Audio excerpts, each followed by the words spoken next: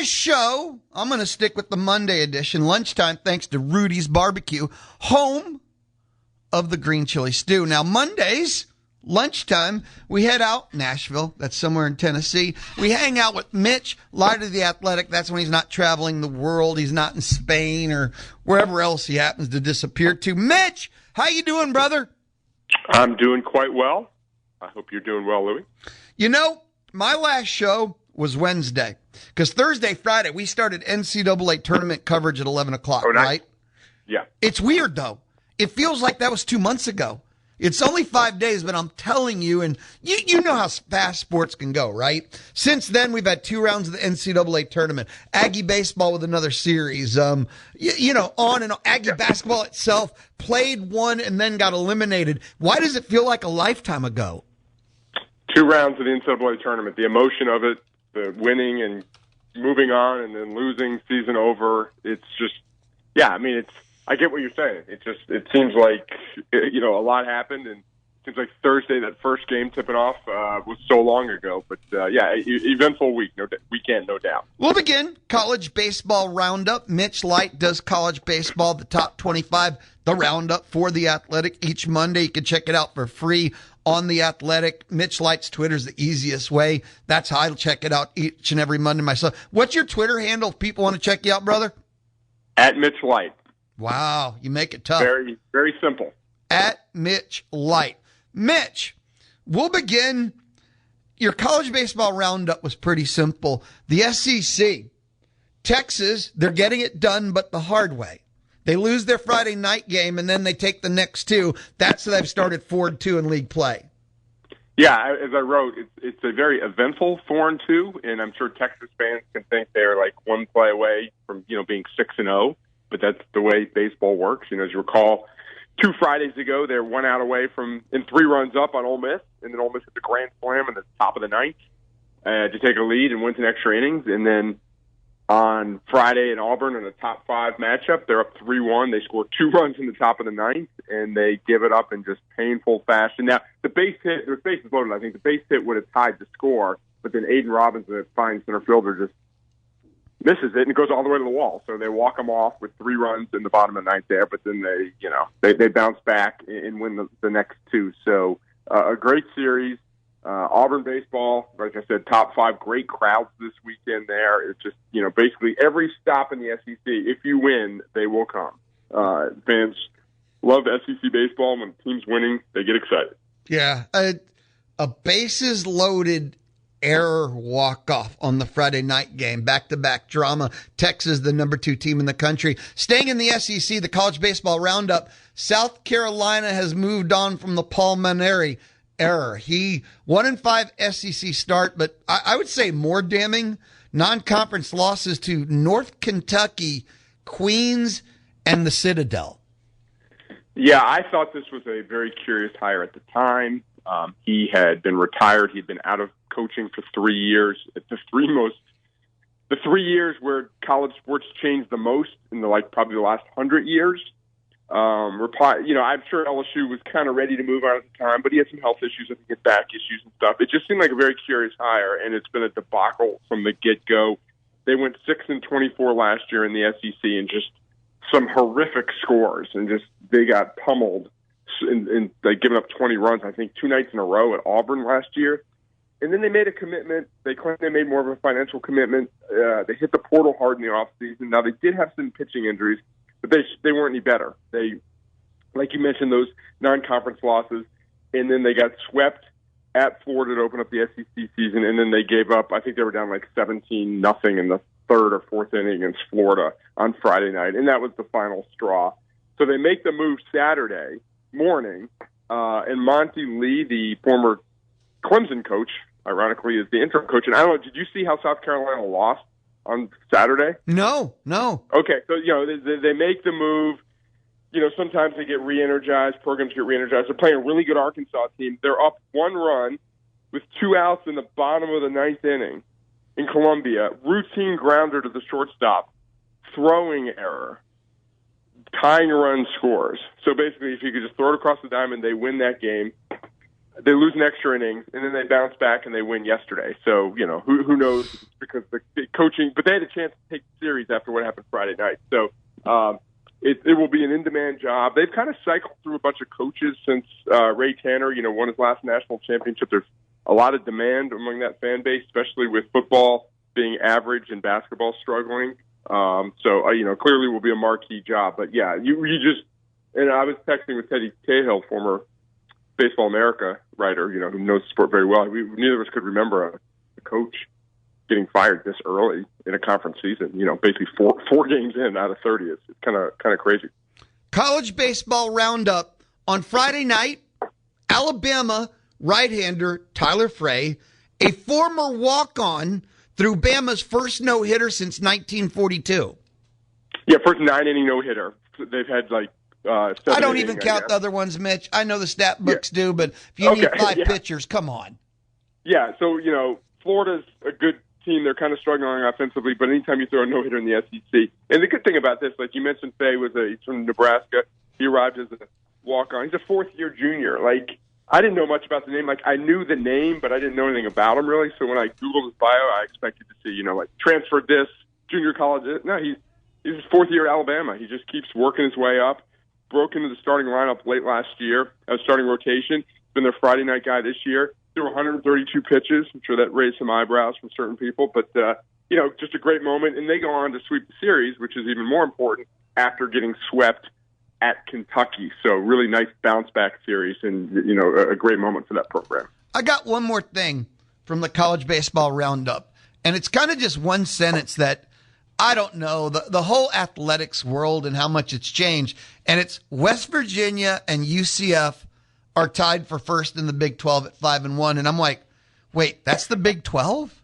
West Virginia and UCF? And it's you get what I'm getting at, right? It's the reality of how realignment, and that's not Big 12. I remember the Big 12. I was there at the birth of the Big 12, and UCF and West Virginia in baseball, just the fact, and then, wait, in the Big 12? What are we talking about, man? I hear you. It's kind of like last week when I talked about USC's perfect season ended in the snow at Northwestern in a Big Ten game. So same idea there. But yeah, it's just West Virginia's a good baseball program. Actually, you would think in the whole Big 12 they would be the outlier geography and all that stuff. They've made a huge financial commitment to that program. They made I think they made 3 of the last 4 regionals, and they got a good team this year. But I'm totally with you. West Virginia and UCF should not be tied for first in the Big 12 because they probably shouldn't be in the Big 12. And I'm not telling people to get off my yard. I'm not yelling from the porch. There's nothing evil about this. It's just, It's so funky. You don't even have a Big 12 team tied with a non-formerly Big 12 team. It's UCF and West Virginia. It's so, Big 12 Nebraska, Big 12 Texas A&M, Big 12 OU. Nope. Right. West Virginia and UCF. I hear you. That's all. Now, taking a look at your top 25, I want to talk about the new kids on the block, and we'll start with Nebraska. I would say for a formal perennial baseball power. Yeah, definitely. Dave Van Horn, Arkansas coach, took them to the College World Series several times in the early 2000s, I believe. It's been a good program. They were probably, you can look at the numbers, I'm sure they were better when they were in the Big 12, because it's a better league. But in the Big 10, it's been tough sledding. Though they are one of those, Indiana has been good. Michigan's been good. They're one of those programs that has been really good at times. They had a ton of injuries last year, but they've been really solid so far this year. I think they beat Florida State. They got some good non-conference wins. But they're 5-1. So they swept Michigan this past weekend. So Nebraska, at a time when their basketball program's stealing national headlines, they sneak into the baseball top 25. And then Alabama made their debut. Nebraska came in at 24, and then Alabama popped in at 23. Yeah, it's just they got swept by Kentucky, then they sweep Florida. So, how good is Florida? I actually dropped Florida from 13 all the way out, that's a lot. That's a big drop. That's a big drop from for losing, getting even a sweep on the road in the SEC. But then you look back, their 3 previous wins were over South Carolina, who's not good at all. So I didn't feel good about dropping Florida out, but I really wanted to get Alabama and Nebraska in, so I dropped Clemson out and Florida out. Clemson got swept at Notre Dame, who's actually knocking on the door of the top 25 there. So, obviously Florida will have plenty of opportunities to play their way back in the schedule they play. Well, SEC play tends to do that, right? Yes, exactly. So the two new kids on the block, Bama comes in at 23, Nebraska comes in at 24. Texas A&M, back-to-back weeks, they lose a series. And back-to-back weeks, you just left them at 20, right? Yeah, they were, the term pole mechanics, they kind of just – I didn't think about taking them out. I mean, Georgia's really good, as you know, and they won yesterday. Certain circumstances they might have dropped out if there were more teams knocking on the door, and they just – when I started this, I expected them to fall more. But, Tennessee lost – they took 2 of 3. That they lost a home game to Missouri. Oregon lost the game to Northwestern. So it was just a product of what happened around them. At some point, 2 and 4 in the SEC, you got to start winning some series if you want to stay a top 25 team. I'm drawing a blank. They lost to OU, right? In the first series? They played OU in Norman. They lost 2 out of 3. They could have won all 3, and they should have won the Friday game. I mean, highly competitive series. So the schedule has been has been tough. That obviously factors a lot into it there. So just, again, just wanted in the back half of the top 25, you're always kind of monitoring those teams and see what happens, like Kentucky, Ole Miss. I had Kentucky ahead of Ole Miss last week. Ole Miss takes 2 of 3 in Oxford. So, the one thing, and how sometimes I like to ask you poll questions because of all the polls I saw, I think I was the only one that did this. Auburn, see what you would have done. Auburn was 4 last week. They lost 2 of 3 at home to Texas. I moved them up 1 spot. I flipped them with Georgia Tech because they beat Georgia Tech in a midweek game. Georgia Tech won 2 of 3 at Pitt. So they had, one kind of bad loss at Pitt. So most people who, I see D1, Baseball America, I think they kept Georgia Tech ahead of Auburn, especially since Auburn lost the series. But to me, even though it's a midweek game, Auburn beat Georgia Tech 9-2. Results have to matter. So I felt a little weird moving Auburn up to number 3 in the country after losing a home series. But again, marquee midweek game, I moved them ahead of Georgia Tech. I have no issue with that. Look, here's how I would judge you. Consistency. If you do that with all of it, and not just this one time, but not the other 3 times, or you do it twice and not twice, if you do that consistently, I have no issue with it. Yeah, it's just the way, like if Georgia Tech, hope I don't contradict myself here, if Georgia Tech would have lost a random non-conference game Tuesday to Georgia State, it's no big deal. Like that stuff happens. But the fact, obviously, that it was to Auburn, it's a bigger deal because you got to credit Auburn for that win. I know that each team's not throwing its best pitching. You're not seeing the best from each team. But, again, they played, and the result happened, and Auburn was competitive. Saturday's game was close. They got shut out yesterday against Texas, but there's no doubt Auburn, at least so far with resume-wise, one of the top 5 teams in the country. Back to A&M for a second. Some people are starting to get a little itchy and concerned. I have said let's wait till the end of the first month because trying to come to conclusions after facing 2 top 10 teams, I don't think we have a proper sample size. But now you have Missouri, even though it's on the road, and Vanderbilt. You tell me, what is Vanderbilt this year? Not good right now, I'll tell you. They have, and people here are, I'm rational. I'm a realist when people want to jump off and, everything's the worst. They've just been killed with pitching injuries. I've been following this for years. They've got 6 key guys that would be 6 of their top 10 pitchers hurt, including Austin Nye, who's their best pitcher, their best draft prospect. He might be back in the starting rotation for the Texas A&M game, but they just got no bullpen strength, and they got no bullpen depth because of the injuries. They went down to Starkville this weekend in perfect weather. So the point is, I think it was 2 of the top 5 crowds in Mississippi State history. And they started, in 2 of the 3 games, they started true freshman pitchers. That's just not a recipe for success in Starkville. And one of them didn't even record an out. So, in the ironic thing is people around here Vanderbilt fans have been just killing the offense for recent years because they don't hit home runs. It's been a home run era in college baseball.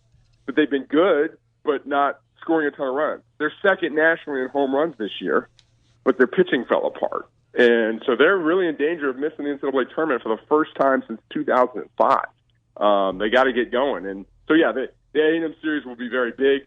Vanderbilt hosts Tennessee this weekend. And I got you want to hear my college baseball gripe of the week? Yeah. Oh, are you kidding me? Yeah, you're the one that complains and I defend. Whoa, easy there. So this weekend in college baseball, and I know in the SEC, you can find marquee matchups all the time, but we have Oklahoma, Texas, Vanderbilt, Tennessee, a very heated rivalry in baseball. Mississippi State, Ole Miss, one of the best rivalries in the sport. Florida, Arkansas, two great programs. Why are we playing these in week 3, the same weekend of the Sweet 16 of college basketball? Play these later in the year. You get more attention. You get more regional attention, some national attention, better TV windows, all that stuff. I remember when the schedule came out, a local columnist here was really good, Gentry Estes, wrote, the Vanderbilt Tennessee has been the most important series for both teams. It gets the most media attention, and he's like, why are they playing these and when we're all going to be covering basketball somewhere? Our attention's divided. So there's great series every week, but Ole Miss, Mississippi State, Vanderbilt, Tennessee, Florida, Arkansas should not be playing in week 3. Why is college baseball having rivalry weekend in week 3 during March Madness? You said it in about 7 words, and I said it in about 2 minutes. But that's why I'm an editor. Yeah, exactly. Yeah, that's why I babble on talk radio all day. Oh, no, actually, that's not it. Mitch, timeout. So you agree? Oh, I agree. Of course, I agree. Look, if you want to do a rivalry weekend, and then you can have SEC Network, even ESPN, the Ocho, and everything, and force college and do it the weekend after the NCAA tournament, so that all your TV partners or anyone that wants to is excited to have content. I think that would be brilliant. Yeah, and also one other thing I didn't mention: the weather. The weather, we blessed in the Southeast. I don't know what it was like in College Station, but I think it was great here in Nashville. But typically in late March, it can be 40 degrees or it can be 80 degrees in the Southeast. So also playing these series when the weather is dicey isn't great either. Mitch, quick timeout. Come back. You want to talk some NCAA tournament? Let's do it. Awesome. Mitch Light of The Athletic hanging out with us on the D4 Land Services hotline. If you ever need a metal building, a custom metal building from the ground up, take a look at d4landservices.com. They can also help you with your land. And what do you mean by help? Well, go to d4landservices.com. This is the Louie Bellina Show, Monday on the Zone. The Louie Bellina Show, presented by CC Electric. Don't ask unless you want the truth, because you can't handle the truth. Weekdays, 11 to 2 on the Zone.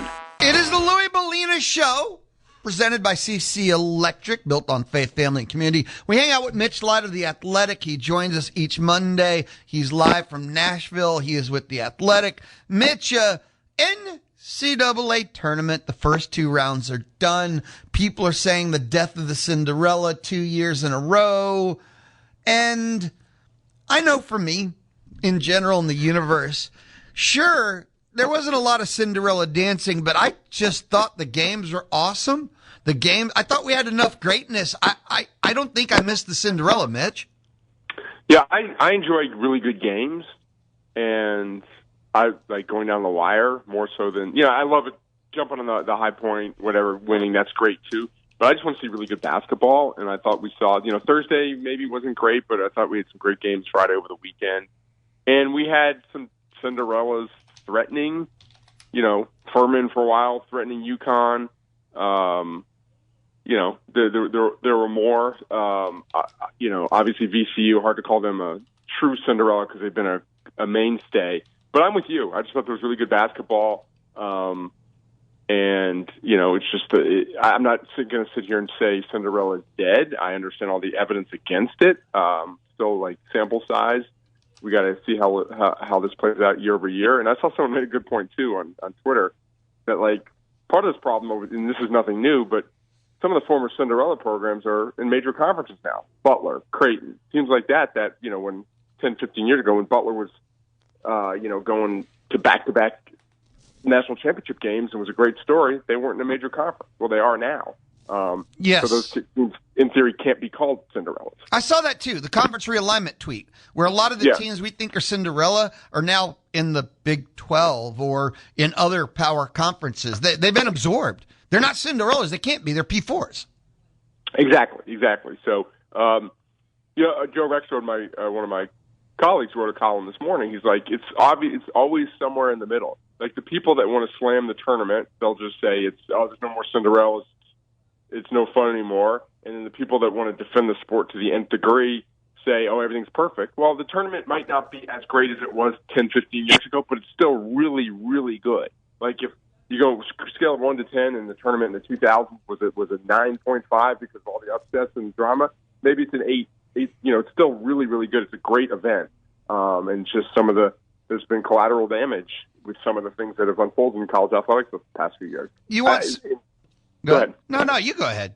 Yeah, I just think we are seeing good games and better performances. Like one of the things that's maybe quote unquote killed the Cinderella is guys, the immediate transfer and NIL, all that. Well, those two things are keeping guys in college, and we're seeing them on this big stage now where 5-10 years ago they wouldn't still be in college. So it's like I'm not going to say you can't have it both ways, but one of the things that's producing the negative is also enhancing part of the tournament as well. Yeah, the answer is all three. No one thing killed the Cinderella. Conference realignment, NIL transfer portal. Put all three together, and that killed Cinderella. But people say no Cinderella. You had a 10 seed, Texas A&M, defeat NCAA Tournament juggernaut, St. Mary's. I look at the Sweet 16, and the Texas an 11 seed, double digit, with all the disadvantages of Texas athletics, Right. They had to win 3 games in a week, Mitch. That's what was it? Dodgeball, a true underdog story. That's the Longhorn basketball team. Yeah, they're going to be making movies about this run. Like you said, everything they had to overcome. I think those Texas guys, they probably have to pay to play at Texas. Texas can't afford to pay them, so these kids are probably paying to play basketball at Texas. It's a great story. Play-in game in Dayton, have to turn around and play. I bet they had to bus or take vans to the game.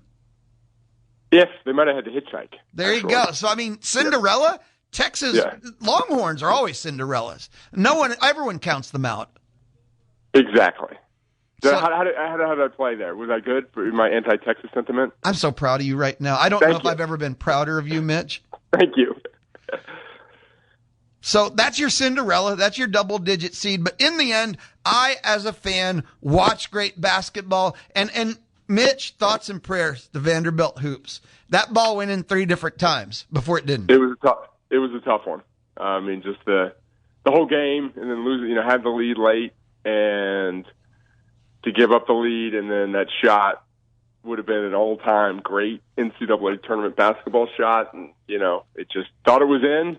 I think everyone in the gym thought it was in. Everyone watching thought it was in, and it didn't go in. And I just felt, this team was really good and had a chance, especially with the way the bracket for, Iowa would have been playing. This team had a chance to do some serious damage. Like sometimes teams you watch, kind of live in a lie, and they can't go very far. They don't have the pitching, or they don't have this team is pretty good, and I think had a chance to do some really good things. And credit Nebraska fans. There's obviously the story of the tournament, or one of them was the way they, flocked to Oklahoma City to see that program win its first NCAA tournament game.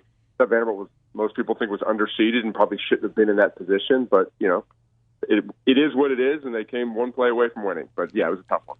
Mitch Light of The Athletic joins us on the D4 Land Services hotline. Most guests of the Louie Bellina Show join me on the D4 Land Services hotline. Mitch, in the end, how do you grade the SEC performance? Because there was 10 teams in, there's 4 remaining, but all 4 are underdog seeds in the next round. Yeah, Florida losing, obviously. That's the thing with the SEC this year. It was a deep league. That's why analytically, Ken Palm, some rating had him as the best league, but wasn't that top heavy. There were a lot of teams in the top 15, but not of elite teams. Florida emerged as that elite team late in the season and was the league's chance probably to, win another national championship. So the fact that they lost, I'm not surprised the remaining teams aren't favored because they weren't elite teams. They were in that 10 to 15 range. Obviously, they're all capable of winning games. Alabama, the way they shot the ball, the way they played offensively, can beat anyone. We know what Arkansas can do with Darius Acuff. So I think if you get 4 of the final 16, it's been a good tournament. I forgot what the first round record ended up being, but Georgia had it was great first round. Other than Georgia, It was a great first round. Kind of fell apart a bit in the next round. Yeah, it was kind of the opposite of last year. Remember, everyone was kind of laughing at the SEC, the best league ever, because they lost a lot of the toss-up games, like the 9 seeds, the 10 seeds. Those teams lost, but in the end, the great teams at the top won, advanced, won a national championship. This year's almost like the opposite. It's like a great first round, like you said, then not so great after that. But if you get 4 teams to the Sweet 16, I think it's been a good year for the league. So do you think the smart play is that Texas has to beat Purdue so Sean Miller can get revenge on Arizona? That would be a great matchup. It would be, I hadn't thought about. I thought about it, but revenge. I guess he did get fired, so I'm sure he would love to play them. But it's the type of thing. Be careful what you wish for, because Arizona's really, really good, and it's the type of game. Like if Texas beats Purdue, we joked about it earlier, but that's a great run. And then 2 days later, it's the type of game where you feel like you're down 17-2 with the first time out. You're like, uh-oh, what happened here? Because I just think Arizona's really, really good. I think it's odd. Committee had nothing to do with it, but all 4 SEC teams are on the same half of the bracket. Well, one of the regions, I forgot which one, had no SEC, so it's not that it's not that surprising when you think about it that way. It's Florida's fault. Let's just stick to that theme. It's all Florida's fault. Let's just blame Florida for everything. So okay, Arizona, Arkansas. Who do you got? Arizona. They were my pick to win it before the tournament. Same. Texas, Purdue. Purdue. Come on, Mitch. Quit sandbagging. Michigan, Bama. Michigan. This is SEC haterade at its finest. Tennessee, Iowa State. Tennessee. Depends on Jefferson if he's hurt, but this could be a great defensive game here. But I got to buck the trend and go Tennessee. I got to pick one underdog. How can you, as a Vanderbilt alum, pick Tennessee to win anything? Because I'm an objective guy. Intriguing. I just don't sit around the radio and hate on Texas and Bama like you do. Excuse me? We can move on. Okay. Okay, we can do that. And you said I picked Zona to. When you pick those chalky chalks like that, not very exciting, but hey, you got to kind of pick what you see. And Zona was Arizona the number 1 pick in the country to win it all? I think they were probably the most picked team before the tournament. Yeah. And now that you see what we have, is there any team you think? Because I like Houston, and no, it's not just because I saw them beat A&M. I just think Samson, with Florida out, I think they're a lock for the Final Four men now. Houston, yeah. I would agree. I think lock's a strong. Illinois was my Final Four pick before the tournament. I love them offensively. I think they have extremely high ceiling, but they're not very physical. I think Houston's going to kind of punk them. So I'm sticking with Illinois because again they're my Final Four pick. But if I had to pick this one game, I think Houston's clearly the better team. It's a tough matchup for Illinois. Fair enough, Mitch. Thank you always. Go be amazing. Always appreciate the time. And we'll talk Final Four next Monday, and of course the college baseball roundup. Sounds good. Take care, bud. Thank you, brother. Mitch Light of The Athletic hangs out with us on the D4 Land Services hotline. It's a Monday thing. College baseball roundup, and always, a little bit more. If you ever need your land fixed up, land cleared, land excavated, check out d4landservices.com. d4landservices.com. Up next, here on the Louie Bellina Show, Monday style, it's an Aggie baseball listening. Grant Cunningham, Nico Partida, and Michael Earley. It's the Louie Bellina Show on the Zone. You can hear the NCAA Tournament, March Madness, on the Zone 1150 AM. Legendary. And 93.7 FM. It is the Louie Bellina Show. We're hanging out on a Monday. Halftime. We've reached the halfway mark. We're hanging out till 2 o'clock. Now, still to come, in the 1 o'clock and final hour, I want to do a text message sweep, so hit up 979-693-1150. Light up the Texas Mobile and Loop Express inbox. At 1:35, I got to listen in Aggie football, spring football. We always do it in their words. We'll listen to the coaches and the players that join the media after practices. Ruben Owens and Damian Sanford will listen in at 1:35.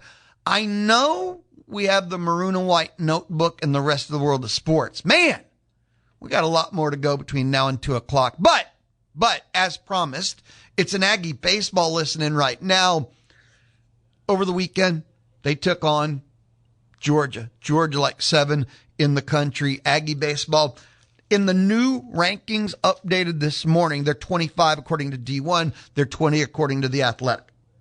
Aggies managed to salvage the Sunday game, avoid the sweep, and they run-ruled Georgia 18-5. The offense went medieval. Yes, they did. After the Saturday game, in which Georgia played home run derby, it was a very frustrating game.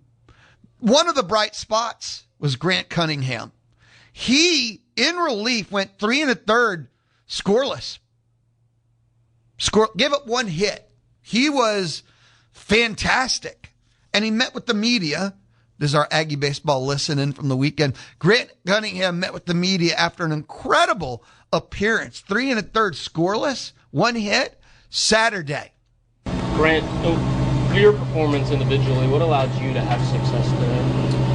I think obviously the main one is trust in, that the battle's already won and I'm saved by the Lord Jesus Christ. But I think I had a conversation with JK today after the game last night, and it was just about trusting myself and getting back to me.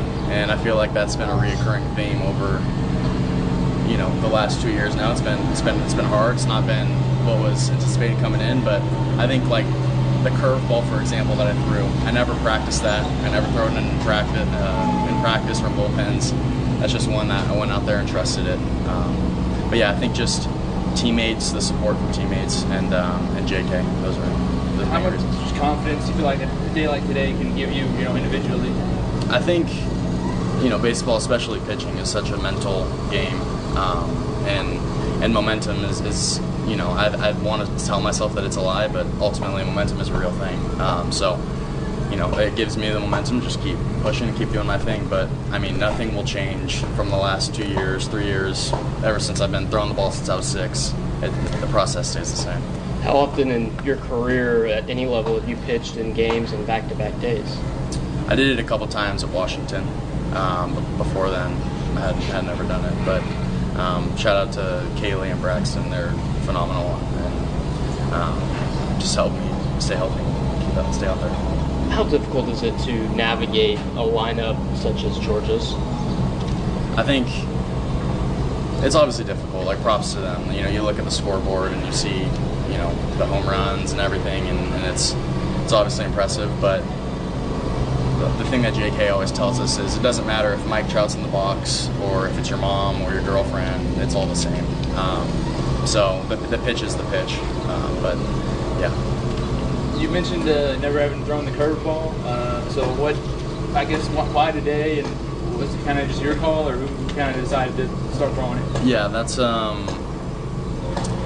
think it was just kind of the way my fastball kind of played up at the top of the zone. Just throw something off of that, and it's something that I've talked to JK about over the last couple of weeks or so. And I'm like, hey, I have this, and we were able to utilize it a little bit today. But That was Grant Cunnigham after a phenomenal relief appearance on Saturday. Again, one of the few bright spots for Aggie pitching. Georgia came into the series as the home run leaders in the SEC, and they hit, was Friday 4, Saturday 6, and only 2 on Sunday, but they played home run derby.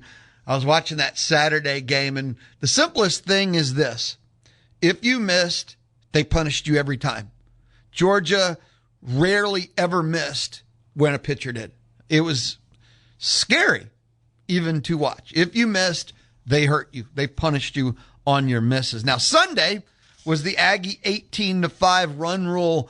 The Aggies scored in every inning. 2, 1, 3, 4, 7-run fifth, the single in the 6th, 18-5. And leading the way was Nico Partida.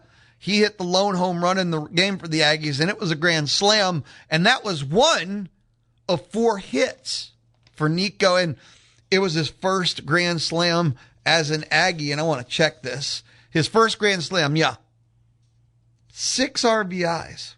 Absolutely insane game. And Nico met with the media after the W yesterday. Vouch for another at-bat there in the 6th, considering you were a triple away from the cycle? I was trying not to think I was triple away, but I mean, I wanted another at-bat, but he said I was done, so, I was just, okay, let's let the next man up. For you individually and the club as a whole, what allowed you to have success and allowed you guys to respond after a couple of rough days Friday, Saturday? I feel like you said it best. It's about response, and baseball is a game where I could go over my last day, then have a great day. So it's more of just kind of looking at it and be like, hey, those 2 days in our eyes never happened. We got to come out today, come out firing, just more urgency. Biggest word was urgency and response that Gavin was talking to us about after one of the games. So just going out there and just understanding that we have what it takes to get it done. I feel like that's what we showed. Have you hit a grand slam at any level? I think maybe one. It was a long time ago if I did, but maybe once when I was young. I did. I was 9.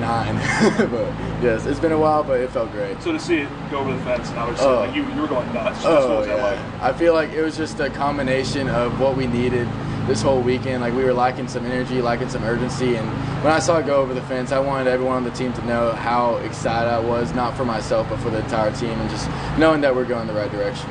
Kind of talk about your guys keeping the party going, with all the hits, all the runs coming in. What kind of effort is it for the offense to get that? Yeah, I feel like it's just a combination of what we've done in practice, what we've done pregame, and just a little bit of trust. It's all about getting the next man up, and with us, if we can get guys just going, I mean, this team's unstoppable. I mean, we've had innings where we rally. We've had a 4-run inning, 7-run inning, and just understanding that you don't get it done, next guy will. They don't get it done, next guy will. So it's just about trust with us. It was your first time SEC series. Did any of the older guys give you any advice? Because does feel a little bit different from the SEC. We had a little bit of talks about how the crowd was going to be big. Best fan base in the country. I can't blame them. So. But just a little bit of talks here. I've mentioned how I talked to Kopi and Gavin a bunch about just things, more mental things. So, yeah, they've had some good conversations with me. What was the plan of attack against Chicago in the first? It was just mostly jump the fastball. It was just we were taking too many good pitches in the first 2 games. We kind of looked back and was like, hey, early in the count, if it's there, we don't need to be passive. We need to be aggressive. So just knowing that, he put it over the plate early, that we should attack it and we should get on. That was Nico Partida after the dub 18-5 run rule Sunday over Georgia. 4 hits, grand slam, 6 RBIs. Absolutely phenomenal performance. And our final Aggie baseball listen-in, head coach Michael Earley, after the win, wraps up the weekend, talks about everything, anything Aggie baseball in Georgia.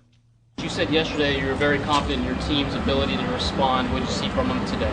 Yeah, I mean, first it started with Aiden Sims on the mound, period. He got us off to a good start, and the guys were really swinging the bats and, hitting the ball hard, and the ball was landing. So they did a good job of hitting strikes, hammering them. And, they took it to us for 2 days. We got bullied, and you got a choice, right? You come out and, not to be dramatic, it's baseball, but we wanted to come out and be the aggressor today, and it started on the mound. Awesome job by Sims and the guys in the batter's box. And the offense, 1 through 9, the complete performance that they put forth today. What did you think of that, and how important is it to get a game like this before you head out on the road? Yeah, for sure. I mean, you don't ever want to get swept, especially in this league. I know we look at it as a series, and it's definitely a series, and don't get it twisted. We didn't accomplish what we want to accomplish. We're a better team than what we've played, and we've let some games slip away, but this is a 30-game gauntlet, right? And you got to get them when you can get them. So, that definitely feels good, definitely on the pitching side. And offensively, I've never had a doubt. Hitting is extremely hard. And they were, I think most of them are firing on all cylinders today. Nico Partida, the game he had, just I keep asking you about him, but just how special is he as a true freshman, and what have you seen from him through his first 6 games in this 30-game gauntlet? Yeah, Nico's extremely talented. We knew that. I mean, he'd been going through some struggles over the last week, but I was never taking him out of the lineup because I know he's good, and I know we need him to be good for us to be good. And so, he just needed to get a little more on time. He was late. You saw some of his takes when he was struggling or just late and fast, but he got back to being slow and early and hammering pitches over the middle of the zone. Is there any more about the offensive clicking or the approach and preparation coming in? Our approach and preparation from our players is always fully in. It's just I think baseball's hard, and I think when they threw strikes, we hit them today. We were on time more times than not. So nothing nothing crazy. Like, we want to hammer strikes and we want to take balls. And when they threw strikes today, we did hit him at a pretty high clip. What you see from his Chicago from Georgia? He's kind of the part of that. Yeah, he's left-hander, really good arm, just low slot, really good carry fastball, and with the breaking pitches. I think what helped us today is he couldn't land the off speed. I think as much as I'm pretty sure he's capable of. That dude's really good. I've seen him a ton of video on him, so he just wasn't landing the off speed. We were being aggressive on the heater. When the heater was in the zone, we were all over. What was ultimately the explanation on the most confusing fielder's choice of all time? So the play at second, he called him out at second. So they cleared it. I was like, that's fine, but if you call him out at second, he didn't tag him at third. They got together. They asked me if I wanted to review the play at second. If not, the guy would be at third because he did not tag him. Being the score with what the score is, I thought I'd let them review it, me not be the guy that reviewed it. I have no problem with them reviewing it. I think you play the game the entire way. I just took that choice. I've never seen that before. It started with awful base running. But Even with the big lead, how important was it to see the pitching maintain the level of command and not let them get more hits and more runs? Yeah, they're a really good team, and anytime you can keep that team's run total down and hit total down, like, you've done a really good job. I mean, they're as advertised as a whole team on the mound offensively, and that's why they won the series and we didn't. So it was important for us to get that one today. Said it multiple times, hitting's hard. Just to see your guys get to break through and get to experience that joy here on the back end of the series. What's it like for you as a manager?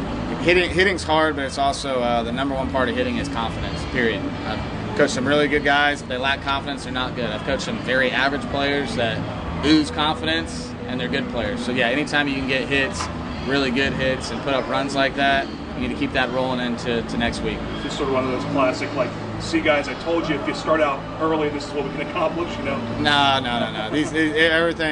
Everything we do right's because of these players, man, and they try. Now, trying's not always good enough. You got to execute, and they did that today.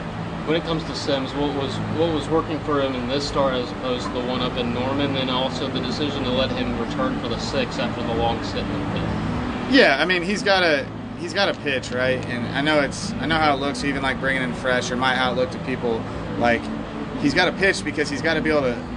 He's going to be in a different game next week, right? Like the situation. So you got to be able to do that. You don't just, if you sit, it doesn't mean you rest and get stronger. Like, pitchers have to throw, so that's why. Like, his pitch count needed to get up to a certain time. So if next week we need to get him to 110, he didn't just go. What, you know what I'm saying? Like, so you've got to be able to do that. But I think I lost track of your whole question. The first is his start this week compared to the one last week. Yeah, I mean, it's who he's been since he's been here. Every week he's been here, from the fall to the spring. I give him a mulligan on last week. It wasn't what he wanted. It's not what we wanted, but I wasn't surprised at all. That guy has been exactly what we said he is all year, and we're going to continue to need him. And that Sunday spot, it's a pivotal spot. It's your chance to sweep. It's your chance to win a series. It's your chance to salvage. So it's a very, very important role. It was Kellner and Partida's first SEC home series. Did you see them kind of mature as the weekend went along? Yeah. I think anytime you can get college at-bats under your belt in general, but especially SEC because it's a different level of competition. I mean, look at just the talent on the field. Like, we were up by a lot, and they brought in a guy that was 96, 98. Like, you know what I mean? Like, there's no breaks at any point in the game. So, yeah, I mean, those guys are mature beyond their years, but I think this experience in every single game they get to play in, they just get better. And what did you like from your pitchers that you brought in, like Farr, Batista? Like, what did you like? Labuda too. Don't forget him, because that guy's a hell of a teammate, and I love putting him in the game. He's also pretty freaking good because every time he gets in, he barrels the ball. So keep an eye out for that guy, because every time I think I shouldn't play him, he does something to make me think he should. Number one, awesome dude. Sorry to go on a tangent on that, but yeah, I mean, the guy's ready to go. I mean, whether the score's up 14 or you're up 1 or down 2, their job in here, I tell them offensively, I have to be able to play this like a video game. I have to be able to call on you and put you in right away, so you got to just stay ready. So always good practice, stay ready, and be into the game.